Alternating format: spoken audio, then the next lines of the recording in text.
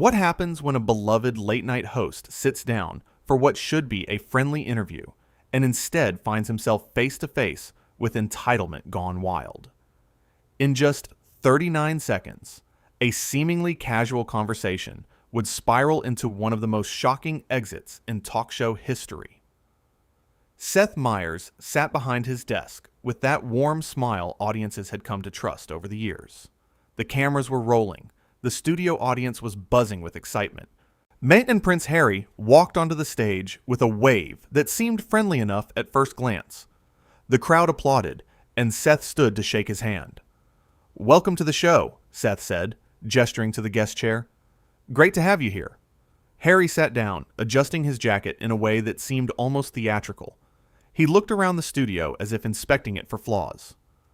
"Thanks for having me, I suppose," he replied, his tone already carrying an edge that made Seth's smile falter just slightly. Seth, ever the professional, pressed forward. He had dealt with difficult guests before, but something about Harry's demeanor already felt off. "So, you have been doing a lot of press lately, talking about your life, your experiences. I thought we could have a conversation about some of the positive work you have been involved with." The shifted from neutral to something darker, shifted from neutral to something darker. Positive work? Is that what you call it? You mean the work I have been forced to do because nobody in my family understands what real responsibility looks like? The work I do because I actually care about people, unlike some others I could mention? Seth noticed several audience members shifting uncomfortably in their seats. "Well, I would not say forced. From what I understand, you have been quite passionate about your charitable endeavors." "Passionate?" Harry repeated with a bitter laugh. "You know what, Seth? Let me stop you right there. I can already tell where this is going. You are going to try to paint this nice little picture, ask your safe little questions, and expect me to give you safe little answers. Is that the plan?" The audience went quiet. You could hear the confusion rippling through the crowd. Seth's eyebrows raised, but he kept his composure. This was live television, and he needed to navigate carefully. "I actually just want to have a conversation. There is no agenda here beyond getting to know you better and letting the audience see a different side of you." "A different side?" Harry scoffed. "What side would that be exactly?" "Putting on a show for everyone." Seth putting on a show for everyone. Seth paused, choosing his words carefully. "I do not think anyone expects you to pretend. In fact, I think a lot of people admire the charitable efforts you have put forward and would love to hear about them directly from you." "Charitable efforts," Harry repeated, almost mocking the words. "You know what, Seth? I did not come here to be patronized. I came here because my publicist said it would be good exposure, but sitting here now, I am starting to wonder if your show is even worth my time." Seth blinked, clearly taken aback. "I apologize if you feel that way, but I think we are just getting started here. Maybe we can talk about something you are passionate about." "Passionate about?" Harry laughed, but there was no humor in it. His eyes had taken on a hard edge. "You want to know what I am passionate about, Seth? I am passionate about people actually listening when I speak, instead of treating me like some circus act. Do you know how exhausting it is to constantly have to explain myself to people who could never understand my life? To sit in interviews where the host thinks they know me because they read some articles?" Seth felt his patience being tested, but maintained his professional tone. "I do not claim to know you. That is why you are here. So we can have an actual conversation, and people can learn about who you really are." "Who I really am?" Harry's voice dripped with sarcasm. "You could not handle who I really am, Seth. None of you could. You want the polished version, the media-trained version. You do not want the truth." The host shifted in his seat, maintaining his professional demeanor despite the growing tension.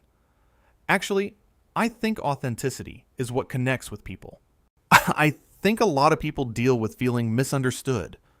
That's actually something many in the audience might relate to.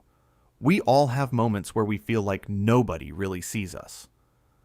Harry's face twisted into something between a smirk and a sneer. He gestured dismissively toward the crowd. "Oh, please, do not compare your average audience member to what I go through. These people," he gestured more aggressively now, "they go home to their normal little lives. They wake up, go to work, come home, watch television. They do not have the weight of history on their shoulders. They do not have to deal with the press following their every move, analyzing every word, every gesture. They get to be anonymous. Do you have any idea what a luxury that is?" Several audience members looked visibly uncomfortable now. One woman in the front row crossed her arms, clearly offended by the characterization. Seth noticed the shift in the room's energy. "Actually," Seth interjected calmly, trying to bring the conversation back to solid ground, "many people do deal with incredible pressure in their own lives. Different circumstances, sure, but pressure nonetheless. Single parents working multiple jobs, people caring for sick family members, individuals struggling with their own mental health. Struggle is not exclusive to any one person or position." "You are not listening," Harry snapped, his voice rising noticeably. "This is exactly what I'm talking about. This is the problem right here. Everyone thinks they know what it is like, but they do not have a clue. You sit here in your comfortable studio, making jokes for a living, entertaining people who forget about you the second they turn off their televisions, and you think you can understand what real struggle is? You think writing comedy sketches compares to the burden I carry every single day?" The audience was dead silent now. The tension in the room was thick enough to cut with a knife. "In your specific situation, I am not trying your specific situation. I am not trying to diminish whatever you are going through. I just think that human experience, while different for everyone, has some common threads. We all deal with pain, with pressure, with feeling misunderstood. The details differ, but the emotions are universal." Harry leaned forward aggressively, and his hands gripping the armrests of the guest chair. "Common threads? Let me tell you about common threads, Seth. The common thread is that everywhere I go, people like you try to minimize what I have been through. You want me to play nice, smile for the camera, pretend everything is fine so your audience feels comfortable. You want me to be palatable, digestible, easy to consume. Well, I am done with that. I am done shrinking myself to fit into other people's comfortable little boxes." Seth could feel his own patience wearing thin, but he refused to match Harry's hostility with his own. "I have not asked you to pretend anything," Seth replied firmly. "I invited you here for a conversation, a real conversation. If you would rather not have one, if you would rather sit here and attack me and attack the audience, that is your choice. But do not pretend this is me forcing you into some box.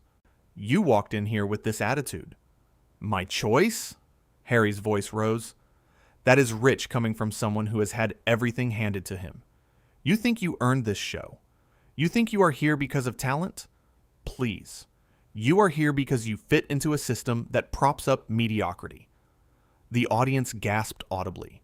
Seth's expression hardened, though he still maintained control. That is quite an accusation from someone who was literally born into royalty. Harry shot up from his chair. "How dare you? How dare you throw my birth in my face like that? You have no idea what it is like to be born into a cage, to have your whole life planned out before you even take your first breath." "Sit down," Seth said firmly, his voice cutting through the tension. "If you are going to be on this show, you are going to show some basic respect." "Respect?" Harry laughed bitterly. "You want to talk about respect? Where was the respect when you booked me on this show and then tried to make me look foolish? Where was the respect when you compared my struggles to some random person in the audience?" Seth stood up now, meeting Harry eye to eye. "I have been nothing but respectful to you since you walked onto this stage. You are the one who came out here with an attitude, dismissing the audience, insulting me, and acting like the world owes you something." "The world does owe me something," Harry shot back. "After everything I have been through, after all the sacrifices, after the way I have been treated by my own family. Yes, The world owes me basic human decency. Basic human decency goes both ways, Seth countered. You cannot walk onto someone's show, insult them, insult their audience, and then claim you are the victim here. Harry's face flushed red. Victim? You think I am playing the victim? You really do not get it, do you? None of you get it. I came here thinking maybe, just maybe, someone in this industry would actually understand. But no, you are all the same. You pretend to care, you pretend to listen, but really you just want me to perform like a trained animal. That is not fair, and you know it, Seth said, his voice firm but controlled. I have built a career on having real conversations with people. But conversations require two people willing to engage honestly, not one person using it as a platform to lash out. Lash out? Harry's voice dripped with venom. You have not seen me lash out, Seth. Trust me, this is me being restrained. Do you want to see what happens when I actually stop holding back? Seth crossed his arms. What I want is for you to either sit down and have a respectful conversation or leave. A guest on my show who is acting a guest on my show who is acting inappropriately. Your title does not give you the right to treat people poorly. Harry stepped closer to the desk, his finger pointing at Seth. You are making a huge mistake right now. Do you understand that? The influence I have, the platform I have built. I could make your life very difficult. The host did not flinch. Is that a threat? It is a promise, Harry said coldly. You think your little show matters? You think these people, he gestured again to the audience, will remember you 5 years from now? They will not. But they will remember me. They will remember what I stand for. Right now, Seth said quietly but forcefully, what you are standing for is entitlement and disrespect. Harry's eyes narrowed. Entitlement? Coming from you? That's laughable. You have made a career out of mocking people, out of making cheap jokes at other people's expense, and you want to lecture me about respect? There is a difference between satire and personal attacks, Seth responded, and right now you are crossing every line there is. Lines? Harry scoffed. I do not care about your lines. I do not care about your rules. You brought me here. You wanted me on your show. And now you are getting exactly what you asked for. The real me. The me that does not play by your little media games anymore. Seth took a deep breath. Here's the thing. I did want you here. I thought we could have a meaningful conversation. But what you are doing right now is not being real. It is being cruel. And I will not stand here and let you continue to disrespect me, my staff, and my audience. Oh, you will not stand for it? Harry mocked. What are you going to do about it, Seth? Huh? Are you going to throw me off your precious show? Go ahead. That will look great for you. The big bad American host who kicked off a prince. The headlines write themselves. Seth's expression remained steady. You are right about one thing. The headlines will write themselves, and they will say that you came onto this show, acted belligerently, and forced me to make a choice between enabling your behavior or standing up for basic decency. I choose decency. Harry laughed sharply. You are actually doing this? You are actually going to make me leave? No, Seth corrected. You are making yourself leave. Every word out of your mouth since you sat down has been building to this moment. I gave you multiple chances to reset, to have an actual conversation, and you threw every single one back in my face. This is unbelievable, Harry muttered, shaking his head. Absolutely unbelievable. Do you know how many shows would kill to have me on? And how many hosts would give anything for this opportunity? Then go on those shows, Seth said simply, because this is not working. You came here with an agenda that had nothing to do with conversation and everything to do with venting your frustrations on whoever was in front of you. I am sorry you are going through whatever you are going through, but I am not your punching bag. Harry's voice turned icy. You will regret this, Seth. I guarantee it. Maybe, Seth acknowledged. But I will regret enabling this behavior more. Enabling? Harry's voice rose again. You are so self-righteous, standing there like you are taking some moral high ground. Let me tell you something. You are not special. This show is not special. You are just another cog in a broken machine, and someday you will realize that. Seth gestured toward the stage exit. I think it is time for you to go. Fine, Harry spat. I did not want to be here anyway. This whole thing was beneath me from the start. Then we agree on something, Seth said quietly. Harry turned sharply, nearly knocking over the guest chair as he did. He stormed toward the stage exit, but paused at the edge, turning back one more time. You made an enemy today, Seth. Remember that. Seth met his gaze without flinching. I will take that over being complicit in treating people with disrespect any day. Harry said nothing more. He simply turned and walked off the stage. And stood there for a moment. Collecting himself. He slowly sat back down at his desk, running a hand through his hair. The cameras were still rolling, capturing every second of the aftermath. Well, Seth finally said to the audience, his voice measured. That was not how I saw this interview going. A few nervous laughs rippled through the crowd. We are going to take a quick break, and when we come back, we will try to end the show on a better note than that.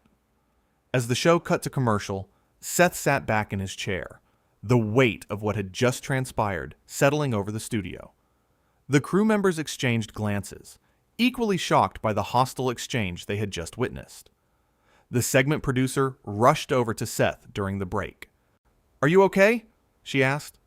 Seth nodded slowly. Yeah, I am fine. That was intense, but I do not regret how I handled it. Should we address it when we come back? The producer asked. Seth thought for a moment. No, I think we let it speak for itself. What people saw is what happened. No need to belabor it. In the hallways backstage, Harry was already being escorted out by security, his publicist frantically making phone calls, trying to do damage control for a situation that had spiraled completely out of control. Staff members who had been watching on monitors in the green room stood in small clusters, whispering about what they had just seen. One of the writers approached Seth as the commercial break neared its end. That took guts, he said simply. Seth gave a small smile. I just did what felt right. Nobody should have to put up with that kind of treatment, title or no title. The floor director counted down the seconds until they were back on air. Seth straightened his papers, composed himself, and when the camera's red light came on, he was back to being the professional host his audience knew and trusted. We are back, he said to the camera. And you know what? Let us talk about something positive. He shifted gears completely, moving into a lighter segment that had been planned for later in the show, giving the audience a chance to recover from the tension of the previous segment. But even as Seth moved forward with the show, the gravity of what had occurred hung in the air. It was not every day that a host had to make the call to effectively end an interview because of a guest's behavior. It was not every day that someone walked onto a stage with such apparent contempt for everyone around them.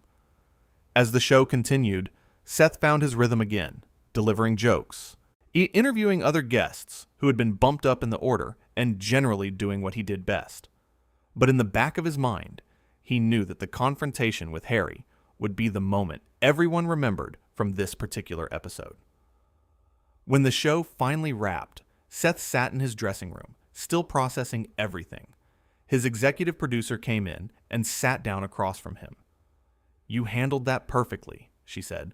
I know it was not easy. With all this anger and just needed to unload it on someone. Some people are going through things we cannot see, the producer offered.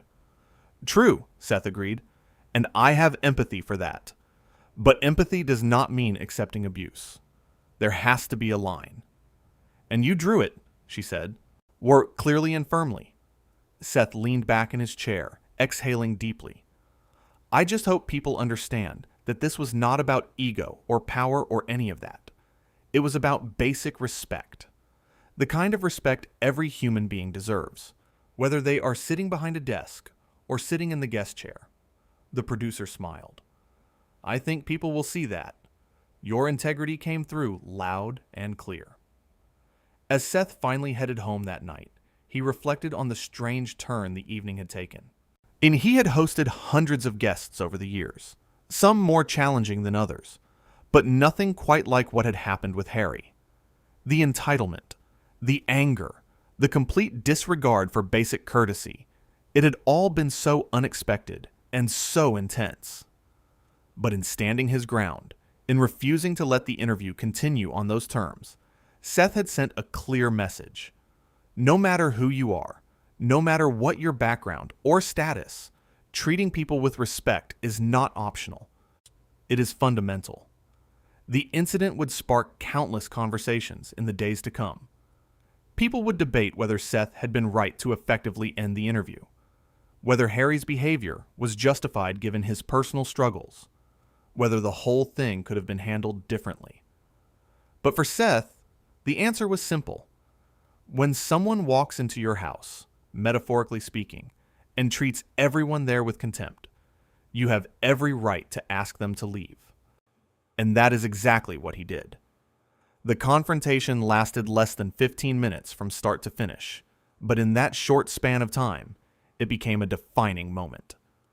A moment that showed what happens when entitlement crashes headlong into integrity. When someone expects deference simply because of who they are, rather than earning respect through how they behave. Seth had always believed that his show should be a place for genuine conversation, for laughter, for connection. And while he was willing to navigate difficult topics and uncomfortable moments, he was not willing to let it become a venue for someone to simply unleash vitriol without consequence. As the night drew to a close and the studio emptied out, the ghost of the confrontation still lingered in the air. The chairs where both men had stood their ground sat empty now, but they had been the stage for something that transcended a typical celebrity interview gone wrong. It had been a test of character for both men. For Harry, it revealed someone struggling with anger and entitlement, someone who had come to the table not seeking dialogue, but seeking a target. For Seth, it revealed a host willing to protect the integrity of his show and the dignity of his audience, even when it meant making the difficult choice to cut an interview short. The studio lights eventually went dark. The crew went home, and the building fell silent.